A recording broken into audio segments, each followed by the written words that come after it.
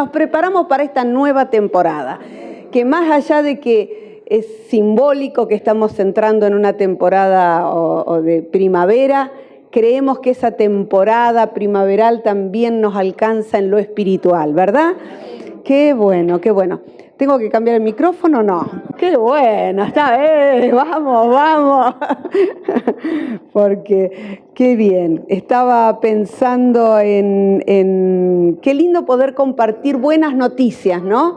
Esto de festejar cada cosa que Dios nos va dando.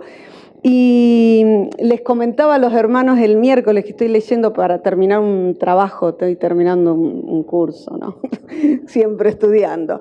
Y me están haciendo hacer un trabajo sobre Víctor Frank, ¿no? Sobre las teorías de psicología cognitivas conductuales. Y es interesante, ¿no? Porque él fue un psiquiatra en un campo de concentración. Y me llamó la atención, ¿no? Cómo él cuenta ahí el tema de la supervivencia, cuando no hay agua, cuando no hay comida, cuando no hay abrigo, cuando hay golpes, cuando hay muertes a tu alrededor, cuando todo es una devastación total. ¿Qué podés hacer para sobrevivir, ¿no? Él habla del hecho de la mente, ¿no? Cómo la mente puede trabajar, o sea, cómo puede ayudarte a salir adelante y cómo no. Bueno, él es un hombre creyente, judío, menciona muchos versículos de la palabra, un hombre que puso su confianza en Dios. Y las cosas que habla es interesantísimo, porque él habla primero en el valorar el amor, ¿no? El amor, estamos en la primavera, pero el amor dice que una persona que ha hallado el amor es una persona dichosa.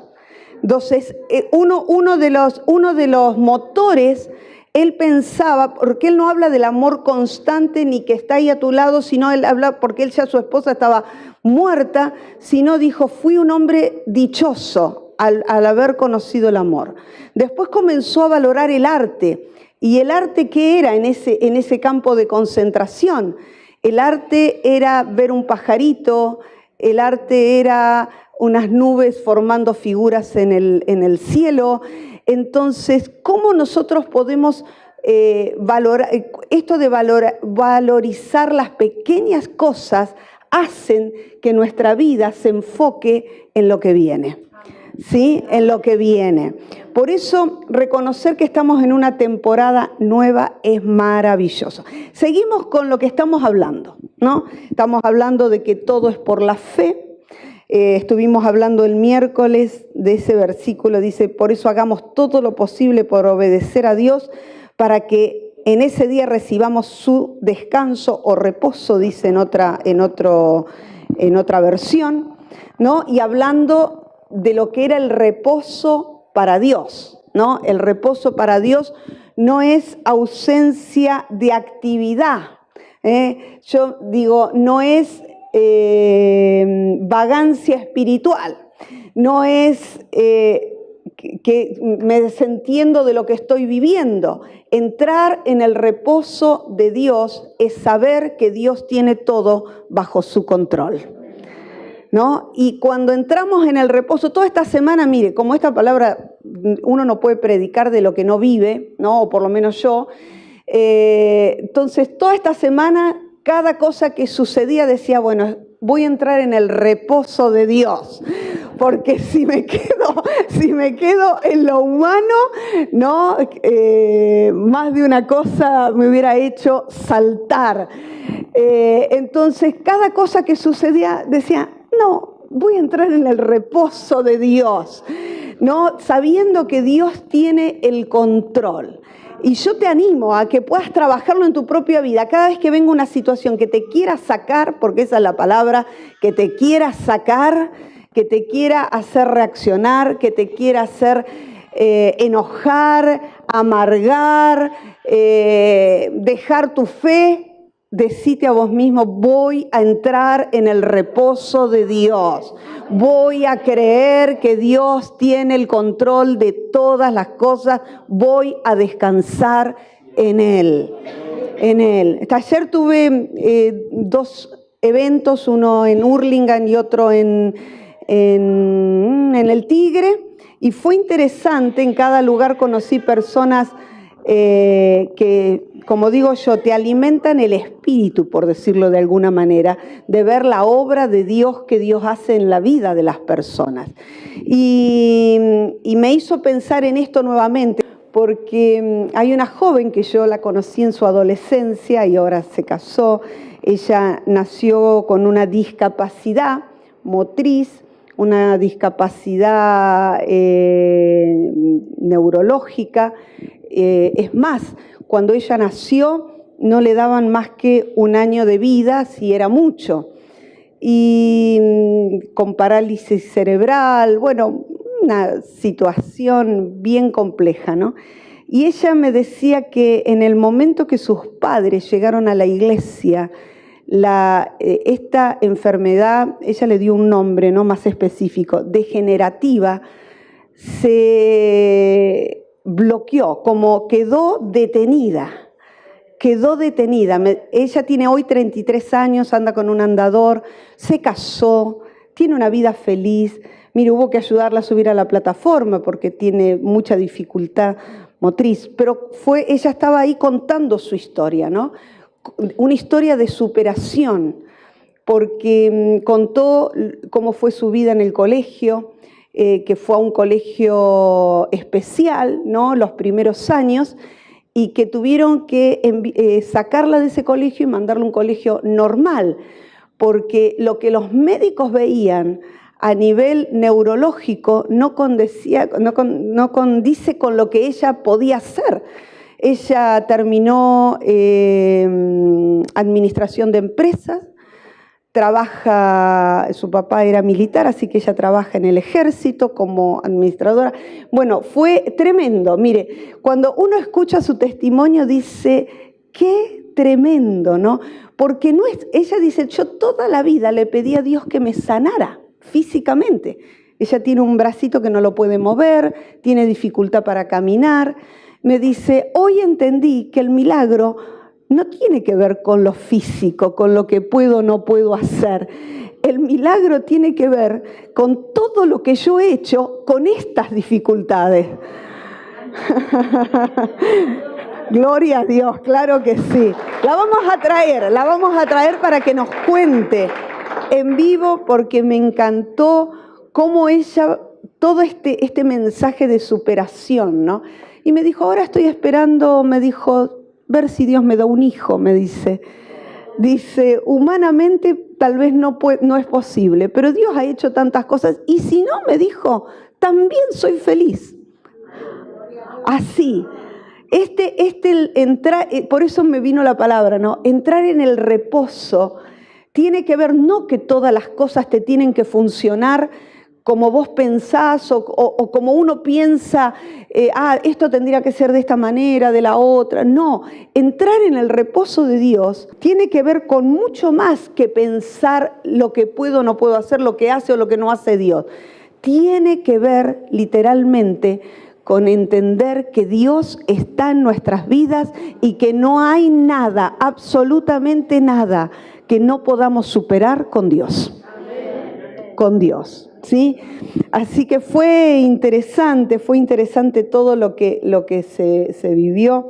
Y bueno, en esta mañana yo quiero hablar sobre Marcos, capítulo número 2, pensando toda esta palabra que venimos hablando del reposo, vino a mi corazón este pasaje que está en Marcos, capítulo 2, que habla de un hecho puntual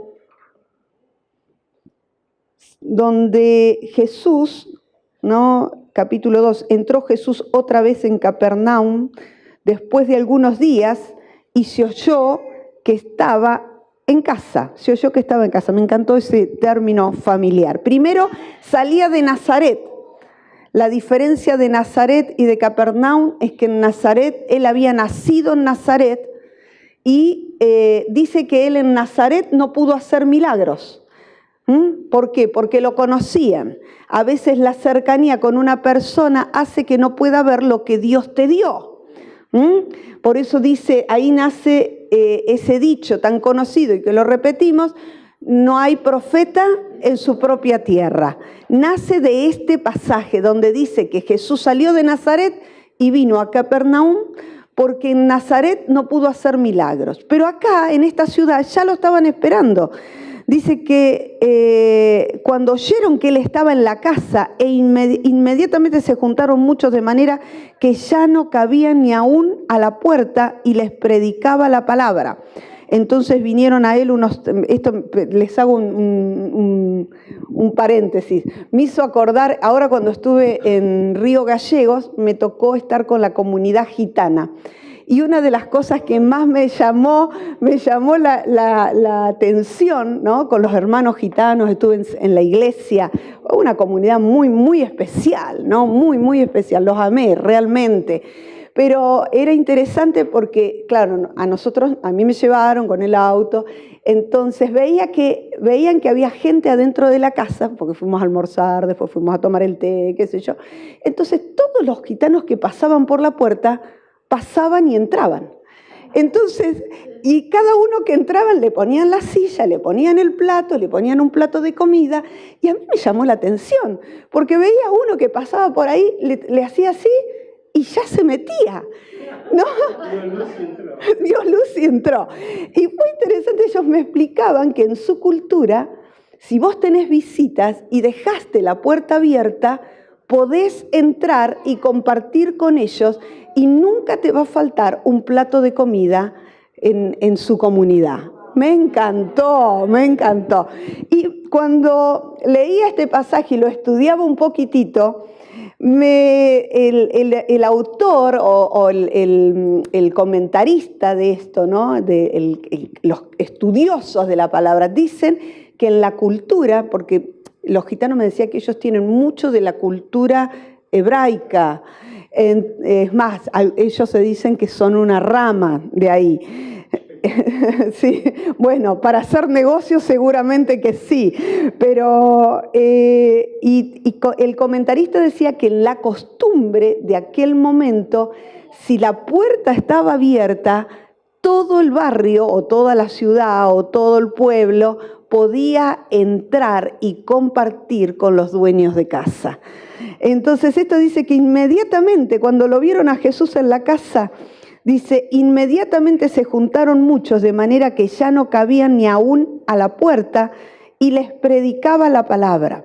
Entonces vinieron a él unos trayendo un paralítico que era cargado por 4 y como no podían acercarse a él a causa de la multitud, descubrieron el techo de donde estaban y haciendo una abertura le rompieron la casa en una. Bajaron el lecho en que yacía el paralítico y al ver Jesús la fe de ellos, dijo al paralítico: hijo, tus pecados te son perdonados. Y es interesante porque Jesús podría haber dicho, sé sano de tu enfermedad, pero medio como que Jesús le gustaba no sé, ahí enojar o contrarrestar el discurso de los legalistas, el discurso de los religiosos. En aquel momento, luego vemos todo lo que sigue, ¿no? Hasta el versículo 12, habla justamente de esto, de por qué los fariseos que estaban ahí. Esto es interesante, porque no solamente estaba el pueblo, sino que estaban los maestros de la ley, ¿no? Los que supuestamente tenían que guiar al pueblo, dirigir al pueblo, estaban ahí también con Jesús, ¿no? Y estaban no en una actitud como los otros que estaban expectantes para ver qué iban a recibir, sino que estaban ahí a ver qué vas a decir, ¿no? Y esto se da, yo siempre lo tomo como un paralelo a la vida de hoy, porque siempre en cada grupo estarán los que tienen esta actitud de ir porque están expectantes de recibir, pero también están aquellos que simplemente se acercan para ver qué vas a decir, qué es lo que va a decir este, qué va a decir el otro. Y a veces, se equivocó en lo que dijo. No, lo dijo así, pero no, esto que están buscándole la paja, están buscando el pelo en la leche, no sé. ¿Cómo era el dicho? Ya me olvidé. Se entendió. Bueno, basta que ustedes interpreten lo que yo tengo para decir, está perfecto. Ahora, entonces, este pasaje habla de una movilización en la fe. Una movilización en la fe. Y en esta fe, ¿no? Y esto que decíamos el domingo pasado, el anterior, la fe tiene ojos. Y acá vemos otra cosa, la fe tiene pies. La fe tiene manos. Porque hubo que ponerse en marcha para alcanzar el milagro. Hay personas que esperan que algo venga y los toque con una varita mágica. No, el milagro va a venir cuando Dios me toque y sienta esto, sienta. A veces no sentís nada. A veces no sentís nada. No, gloria a Dios, los que sienten mucho, me encanta. No sé, son más sensitivos. Pero no siempre uno es sensitivo. A veces simplemente uno cree, recibe. Simple. Listo. Creo en eso, lo recibo para mí, no necesariamente tengo que sentir, ¿sí? Hay personas que necesitan constantemente sentir porque, son más almáticos, son más emocionales y está bien, y está muy bien porque Dios nos respeta a cada uno como somos, pero no es la idea. O sea, Dios no es la idea si no sentís, no recibís. No, siento la fe. No, la fe no se siente. ¿Se tiene o no se tiene? ¿Sí? Y dice la palabra que todos tenemos fe. Todos. Lo que pasa es dónde vamos a poner nuestra fe. Hay gente que pone su fe en sí mismo. Yo tengo fe en mí. Y cuando algo le pasa, se le terminó la fe, ¿no? O pongo la fe en mi trabajo. Si yo no trabajo, no como. Como decía, mi papá me decía esto así, si yo no trabajo, ustedes no comen, me decía. Y bueno, no voy a decir lo que no pudo trabajar por muchos años y comimos igual. Pero no es que Dios lo castigó, no creo en eso, no creo en el castigo de Dios, no lo creo. No, por lo menos para mí Dios no es así, ¿sí? No es mi Dios. Entonces, sí que muchas veces nosotros nos atamos con nuestras palabras porque las palabras tienen poder. Las palabras pueden, dice que en la boca, en nuestra boca y en lo que decimos hay poder de vida o poder de muerte. Por eso es muy importante qué decimos, cómo hablamos, qué hay en nuestro lenguaje. Y no es que vamos a repetir como loritos simplemente cosas positivas, no creo en ese positivismo, sino que estamos hablando de que nuestro lenguaje muestra lo que está en nuestro corazón. Ahora, cuando estamos hablando de la fe muchas veces se confunde con la esperanza. Espero que Dios, yo tengo esperanza de que en el futuro las cosas serán de una manera mejor. Está bueno esto, ¿no? Porque uno tiene que tener esperanza. Dice la Biblia que hay que trabajar de esperanza contra esperanza y está perfecto proyectarte en una esperanza, pero la fe no es esperanza. La fe es algo que viene a tu espíritu, que aunque vos no veas nada en tu futuro, vas a tener la certeza en tu alma de que Dios está con vos. Igualmente una puerta se abrirá. Y cuando la puerta se abre, entonces ahí viene la esperanza. Pero yo no puedo basar mi fe solo en la esperanza, porque a veces no tenemos esperanza.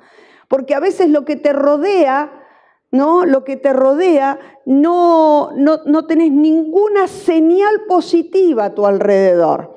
No tenés nada en lo cual agarrar y digo, tengo esperanza por esto o tengo esperanza por lo otro. Entonces, cuando estas cosas suceden, lo que yo tengo que desarrollar es una vida de fe, porque la fe dice que puede ver lo que hoy no se ve, puede ver lo que hoy no tengo, puedo ver lo que está cerrado, puedo ver lo que hoy me parece imposible. Por eso hablamos de que la fe tiene ojos. Ahora, ¿dónde está muchas veces nuestra principal batalla? Y acá quiero hablar y me voy a meter en el pasaje. En nuestro pensamiento, en nuestra manera de pensar. La mente, vuelvo a decirlo una y otra vez, puede ser una trampa.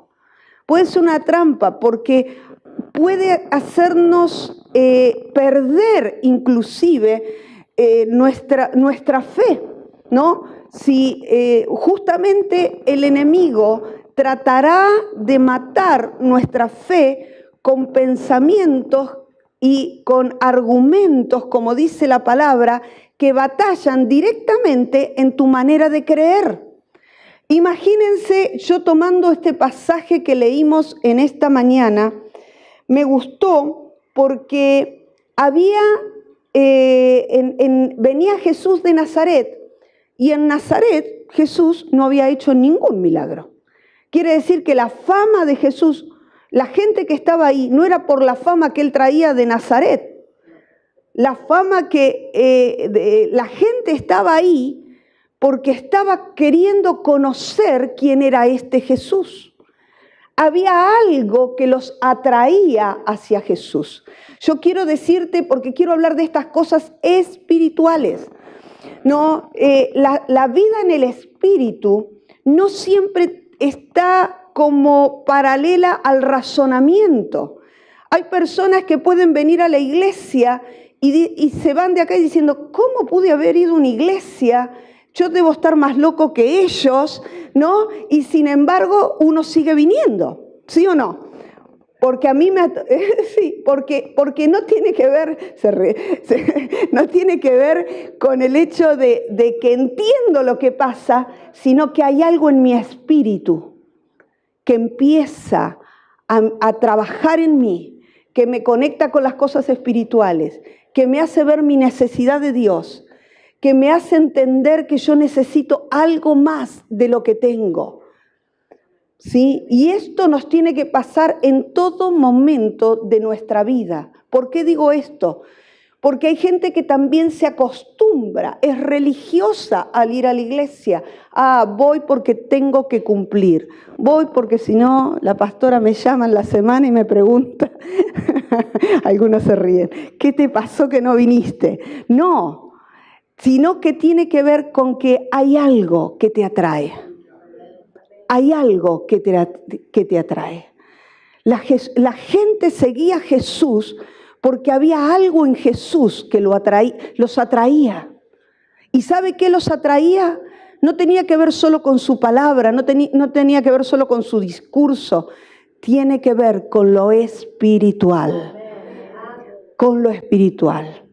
Por eso necesitamos conectarnos a lo espiritual.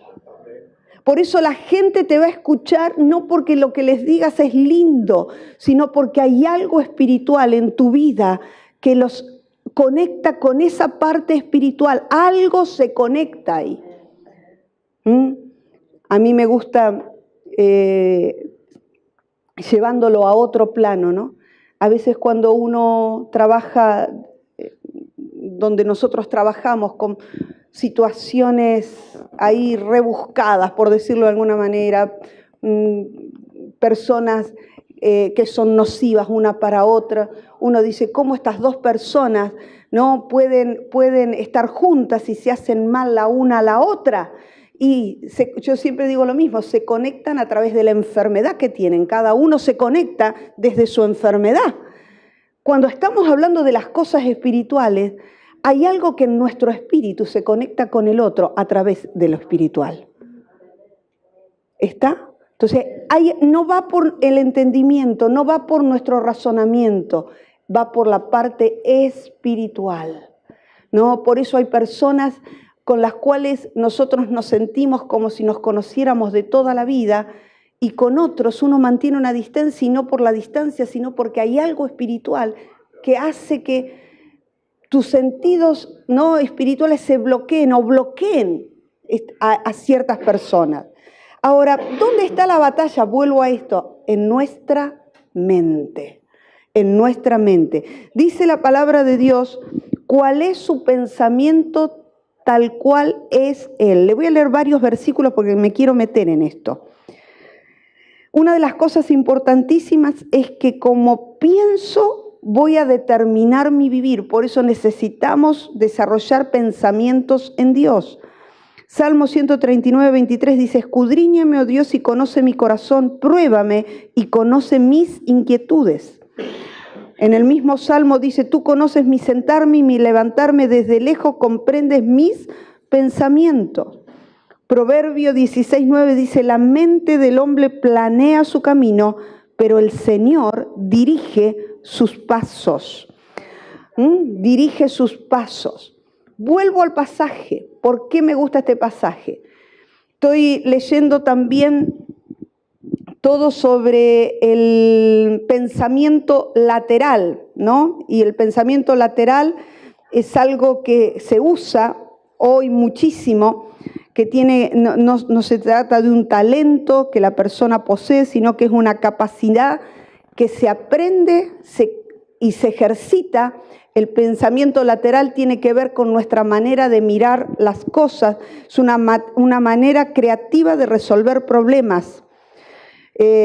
Nos ayuda a cambiar conceptos y percepciones, sirve para cambiar la manera en que nuestro cerebro ordena la información, amplía nuestra visión de un problema, así como sus posibles soluciones. Mientras yo estudiaba todo esto acerca del pensamiento lateral, no podía no aplicarlo a la palabra de Dios, que hace que nuestra capacidad de ver los problemas no los veamos como problemas, sino como oportunidades en las que Dios va a intervenir. ¿No? Cuando veía el pasaje este del paralítico que fue llevado por sus amigos, una de las cosas que me llamó la atención es que donde nuestras posibilidades terminan, ¿no? Los que creen en Dios, los que desarrollan una vida de fe en Dios, desarrollan otra manera de ver las cosas. Yo me imagino estos 4 hombres llevando a su amigo y encontrándose que no podían entrar al lugar donde estaba Jesús. Cualquier otro en esta situación, y como me ha pasado escuchar tantas cosas de las personas, no me dieron el trabajo, ese trabajo no era para mí. No me salió tal negocio, se ve que ese negocio no era para mí. Tal situación no se dio, seguramente eso no es para mí.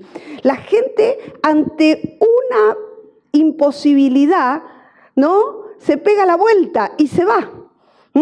No sigue. Solamente aquellos que tienen fe en Dios dicen, tengo la puerta cerrada, voy a seguir empujando la puerta hasta que la puerta se abra. ¿Sí o no? Plan B, ¿no? Y seguís empujando y seguís creyendo y seguís orando por esa puerta cerrada y seguís creyendo que Dios va a hacer el milagro en tu familia y seguís creyendo que la parte económica se va a resolver y seguís trabajando en sentido de la fe que Dios ha puesto en tu corazón para cambiar esa situación. O sea, no te rendís frente a una imposibilidad. No te rendís ante una puerta cerrada. No te rendís cuando las cosas no salen como pensás. Y entonces veía cómo esto es parte de esta dinámica de fe que hace que nosotros podamos desarrollar esta manera de pensar. Mire, para el que no tiene a Dios, tiene que trabajar, estudiar, prepararse, activarlo, trabajar en su mente para desarrollar un pensamiento lateral. Para aquel que tiene a Dios, yo quiero decirte en esta mañana, te saldrá natural. Te saldrá natural. Porque aprendemos a pensar desde otro lugar. Yo empiezo a pensar desde otro lugar. No me rindo frente a las cosas negativas, sino que empiezo a mirar las cosas desde otro lugar. Y ya empiezo a ver que los problemas y mis necesidades son la oportunidad de Dios para hacer un milagro a mi favor. Ahora, es imposible que esto se dé sin fe, porque la fe hace que llegue el milagro. La fe de esta gente, Jesús, ¿qué resaltó de ellos? Resaltó su fe. Miren, le rompieron el techo. O sea, sí, estos no se quedaron solos. Podrían haber empujado a los que estaban en la puerta. Podrían haberle dicho, ¿no? Tipo argentino, déjame entrar que soy amiga de Jesús. Yo lo conozco de antes, ¿no? No. Pero ellos podrían haber hecho otras cosas. Dijeron, sabemos que tenemos que llegar a Él. Y aún frente a esta imposibilidad, mire, desarrollaron, como digo yo, otro pensamiento. Dijimos, no podemos entrar por la puerta, entraremos por el techo. Yo quiero decirte en esta mañana, si no podés entrar por la puerta, aunque sea entrar por el techo de tu milagro, de lo que esperás, no te rindas frente a una puerta cerrada, no te rindas ante una situación que te parece que no podés cambiar. Y otra de las cosas, por eso les decía, el amor tiene manos, tiene pies, tiene ojos, tiene oídos. Y acá viene algo que estoy queriendo que nosotros podamos seguir trabajando, ¿no? El interés por otros. El interés por otros te prepara para ver maravillas de Dios. Hay personas que solo viven mirándose a sí mismas. Lo que me pasa, lo que viví, lo que vivo en mi alrededor, mi situación ahí, ¿no? Déjeme que lo ponga de esta manera tan común, enroscados en sí mismos, ¿no? Porque otra palabra no encuentro para esto, ¿no? Ahí como dando vuelta en las mismas cosas y en los mismos problemas, son el centro del mundo. Ahora, solo cuando nosotros podemos desarrollar interés por otros, veremos maravillas de parte de Dios. Porque algo se activa, mira, algo se activa, ¿no? Se activa en nuestro espíritu, se activa en nuestra fe, se activan cosas cuando yo puedo enfocarme en el otro, porque también esto está en la palabra, que es lo que la Biblia dice, ¿no? Ahora, un espíritu de cooperación te podrá hacer descubrir recursos inimaginables. Todo lo que estamos viviendo en estos días, ¿no? Tienen que ver con esto. Cuando yo me dispongo a cooperar en algo, cuando yo me dispongo a trabajar en algo, cuando yo me dispongo a hacer algo por alguien, algo empieza a moverse en el mundo espiritual, pero también en el mundo natural. Y las situaciones límites, y acá esto me encantó, ¿no? Lo que estaba ayer, mientras preparaba el mensaje, se lo comentaba a Marga, ¿no? Que está en casa. Dice, las situaciones límites pueden transformarnos en héroes de la fe. Porque los héroes de la fe no es porque los pusieron ahí y les pusieron, vos te ganaste el premio porque corriste más que cualquier. No, los héroes de la fe que tiene Hebreos capítulo 11 tiene que ver con gente que estuvo en situaciones límites y que esa situación límite, puestos los ojos en Jesús, como dice Hebreos 12, los sacó de su situación, cambiaron su historia y cambiaron la historia de todos los que estaban a su alrededor. Gloria a Dios, claro que sí, claro que sí.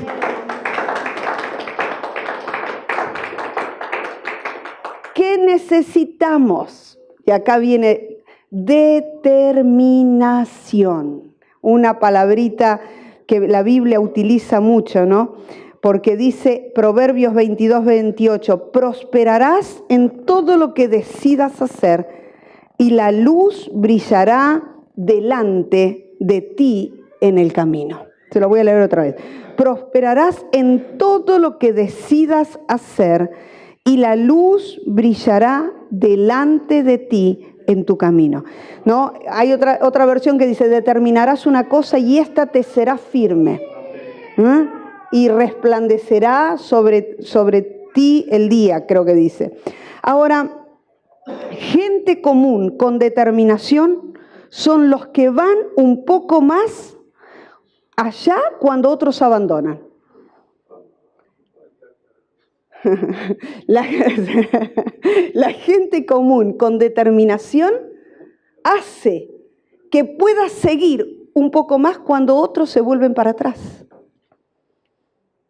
Y de esto se trata, ¿no? Yo me determino a seguir, me determino a estudiar, me determino a terminar, me determino a congregarme, me determino a servir, me determino a salir de esto, me determino. Esa determinación hace que yo pueda ir más allá de lo que va el común de la gente. Cuando otros abandonan, el que está determinado puede seguir hasta el final. Son los que siguen intentando cuando todo está perdido. La gente que se determina es aquella que sigue intentando aun cuando sienten que todo está perdido. Tiene que ver con capacidad de pelear por lo que creo que es para mí. Tiene que ver con volver a rearmarme cuando las cosas no salen como pensaba. Tiene que ver con romper con los argumentos, con el espíritu de víctima, de la autoconmiseración, la raíz de amargura, y ahí haga la lista. Tiene que ver con todo esto, ¿no? Me determino a cambiar, me determino a salir, me determino a cambiar la historia de mi vida, me determino a dejar las cosas que me hicieron mal, me determino.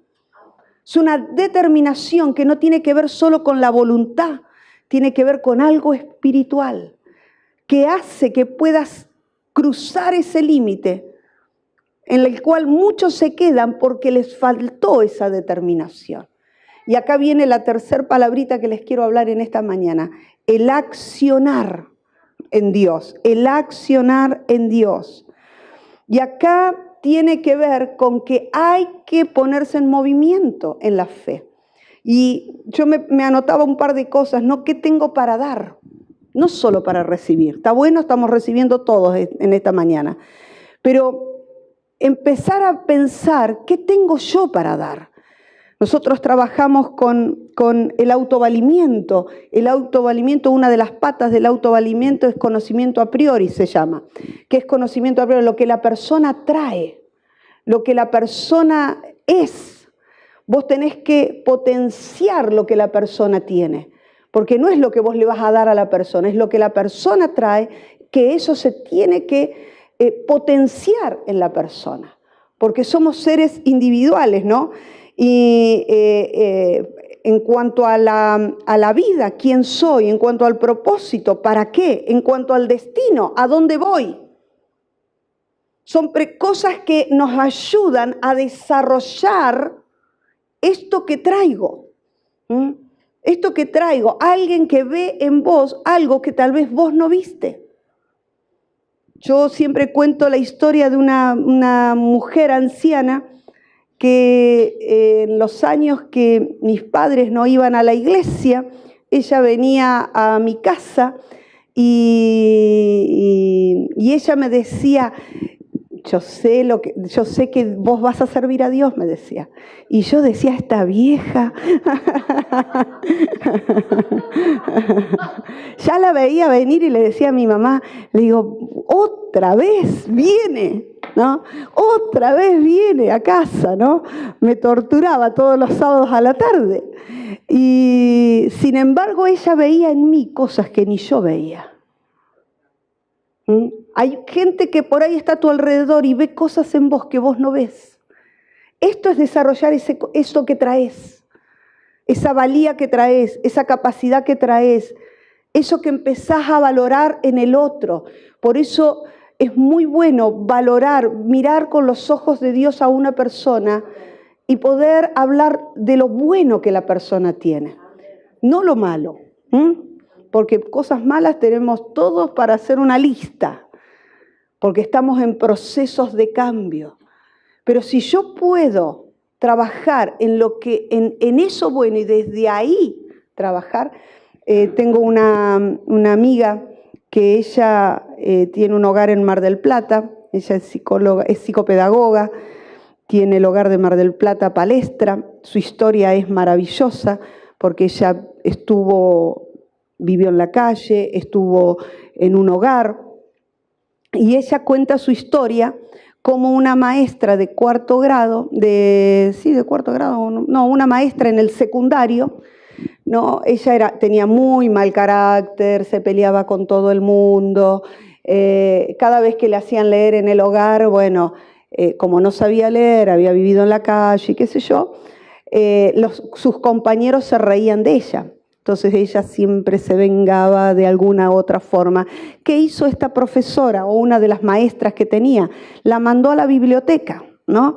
A una persona que le cuesta leer y estudiar, que te manden a la biblioteca, es un castigo. Y estando en la biblioteca, empezó aburrida, ¿no? Empezó a leer y y la maestra le dijo: usted deje de pelearse tanto y empiece a hacer lo que mejor hace, le dijo, que es esta capacidad que tiene para estudiar, porque era buena estudiando. O sea, le costaba leer en público, le costaban otras cosas, pero era buena estudiando. Y esta maestra vio algo en ella que nadie vio. Y esto que empezó a trabajar en ella, estando en ese hogar, hizo que ella empezara a valorar esta parte. Dice, yo siempre buscaba, ella cuenta, ¿no?, en su testimonio, dice, yo siempre buscaba a esta maestra porque ella me afirmaba. Era la única en ese lugar que pudo ver algo positivo en mí cuando nadie lo veía. Y esto que ella empezó a ver en positivo hizo que ella, cuando saliera de ese lugar, terminara sus estudios. Ella estudió para maestra, estudió psicopedagogía, estudió psicóloga social, tiene una especialización en discapacidad, tiene una especialización. Bueno, hoy trabaja, ¿no? Hoy trabaja para UNICEF. Es asesora de UNICEF. ¿Salió de dónde? De la calle. ¿Y cómo pudo trabajar esto en ella? Porque alguien vio en ella lo que nadie había visto. Tengo otro ¿tienen tiempo? Les cuento otro caso. Tengo ahí, ayer me acordé de una persona, Rosario Marín, que es una mexicana, que fue la primer inmigrante en llegar a un puesto en el gobierno de Estados Unidos. Ella fue tesorera del Banco Central. Los billetes de los dólares que salieron en el año 2001 salen con la firma de ella. Tuvo casi 6 años en el Tesoro de Estados Unidos y ella llegó a los 15 años a Estados Unidos y fue rechazada no sé de cuántas escuelas porque no hablaba inglés. Su coeficiente intelectual marcaba, de acuerdo a las estadísticas de Estados Unidos, que de 100 ella estaba en el número 27, por eso era rechazada constantemente. Entonces es interesantísima la historia de ella, porque ella termina teniendo una distinción de Naciones Unidas por la capacidad de esfuerzo, ¿no?, y de crecimiento. Ella terminó de estudiar, se tuvo que esforzar más que nadie, tuvo que desarrollar esta capacidad de poder saltear todos los obstáculos que tuvo en el aprendizaje, tuvo que aprender el idioma de una manera súper acelerada, tuvo que ponerse al igual que otros, ¿no? Dice la primera, mire, se los leo, la primera latina en esa posición, llegó a los 15 años sin saber hablar inglés, lo que les dije, lejos de desanimarla cada vez que la rechazaban de un colegio, esto la obligó a aprender este lenguaje de forma acelerada y a estudiar más fuerte que el resto de sus compañeros. También debía trabajar para sostener a su familia y estudiar por las noches para salir adelante. Aún así terminó su carrera universitaria de administración de empresa y comenzó a trabajar. Muchos obstáculos debió enfrentar antes de llegar a ser una de las personas más poderosas del mundo en aquel momento. Y las cosas que ella dice que marcaron su vida, porque es una mujer cristiana. Primero dijo, ¿cuáles fueron las cosas? Esto es en una entrevista, le preguntaban, ¿cuáles fueron las cosas que tuviste que sí o sí no negociar en este tiempo? Y ella dijo, primero hacer lo correcto. Siempre. Siempre, aunque esto cueste. Y ella decía, aún en las cosas pequeñas e insignificantes, aprendí a hacer lo correcto. Dijo, tratar a la gente de la misma forma que quieres que te traten a vos. Sean empleados, sean personas, clientes, jefes, colegas, proveedores.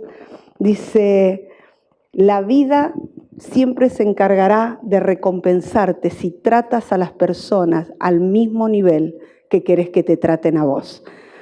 Y otra de las cosas que dijo, da lo mejor de vos, determinate a ser la mejor, aún en las pequeñas cosas.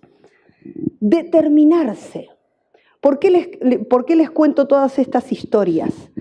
Porque la idea es poder entender que donde otros fracasan, por ahí no tiene que ver con capacidad, sino por falta de determinación y de realmente ir hasta el final de las cosas, hasta que las cosas se den, ¿no? Por eso el hecho no tiene que ver con la capacidad intelectual, no tiene que ver con los obstáculos que te da la vida, no tiene que ver con lo que te rodea, no tiene que ver con el rechazo, no tiene que ver con nada, sino que tiene que ver con una determinación en creerle a Dios en primer lugar y creer que Dios te va a sacar adelante cualquiera sea tu situación. Gloria a Dios. Nos ponemos de pie.